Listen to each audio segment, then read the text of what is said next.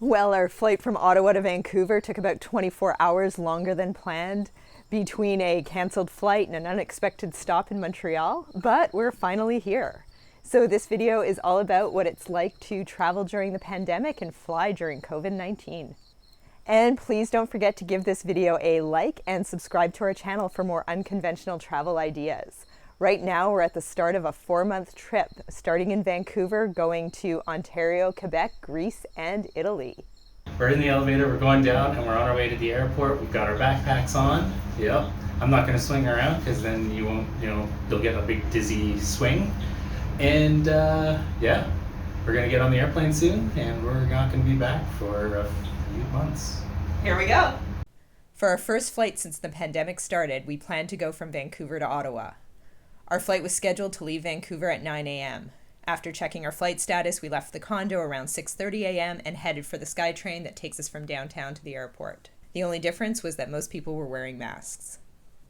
When we arrived at the airport, it was packed. The lineups to check bags and go through security were as long as ever. We have our backpacks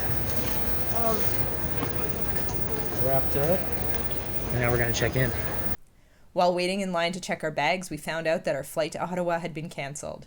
Sounded like a crew member had called in sick and they couldn't find a replacement. We were finally able to get on another flight at the same time as our Ottawa flight, but it was to Montreal instead, which is about a 2-hour drive east of where we were hoping to be. One of the advantages to slow, long-term travel is when something doesn't quite go as planned, we have room in our schedule to take advantage of the changes and enjoy the new situation that we find ourselves in, like going to Montreal instead of Ottawa. So with our backpacks checked to Montreal and our boarding passes in hand printed by the ticketing agent with our new destination on it, we headed through airport security. Security was also about the same as it always was pre-pandemic. The only difference was that everyone had to wear masks and hand sanitizer was available once you go through security. When we arrived at our gate, just like before the pandemic, we waited for our flight to be called and then got in line to board. When we boarded the plane, we were offered one of those sanitizing cloths if we wanted to wipe down our seats and tray tables ourselves. Our flight was full, and so it had the usual problems of having more carry-on luggage than available overhead space. So that was pretty much the same as usual, except this time everyone was wearing masks as they looked for free spots to shove their suitcases. We are on our flight, waiting for it to board, and on our way to Montreal instead of Ottawa. Our flight to Montreal took off reasonably close to the scheduled departure time, with all the usual reminders to buckle your seatbelt. But there was one new safety instruction. Mask over their nose and mouth for the duration of the flight. It may be momentarily removed if you're actively eating or drinking. If you limit a change in cabin pressure, your mask must be removed prior to donation.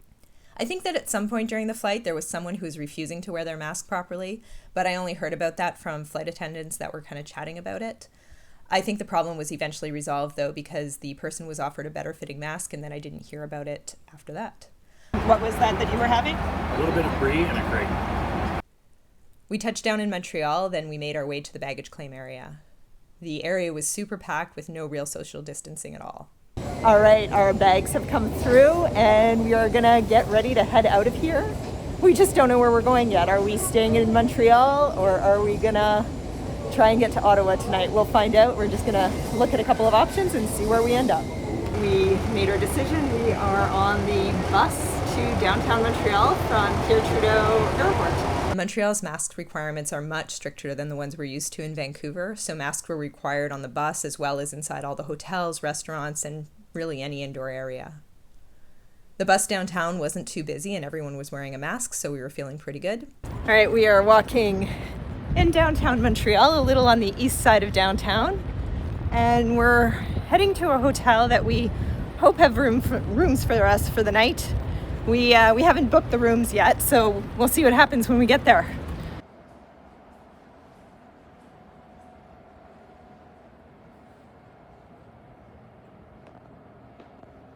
Okay, after a long day, we have found a room. We're here at Le Dauphin near Old Montreal, and we're just gonna go walk around and check out the city and the port side of things today. And then tomorrow morning, before we head to Ottawa, we'll check out St. Catherine Street and some of the shopping and all of that when it opens up again in the morning.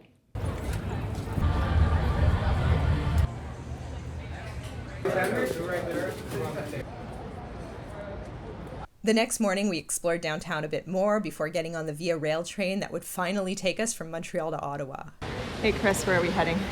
Ottawa. Getting on the train. It's a long line. It is a long line. Hopefully we can get seats together. Fingers crossed.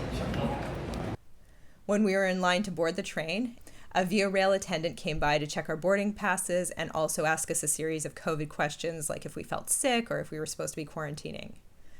Fortunately, Chris and I found 2 seats next to each other, and the rest of the train ride went as usual, with the Via Rail attendants occasionally having to remind certain patrons that they needed to put their mask back on. And then we finally arrived in Ottawa. So hopefully our masks kept us safe from viruses on all the planes, trains, and buses we took, and we'll be able to explore our nation's capital before heading to our next destination.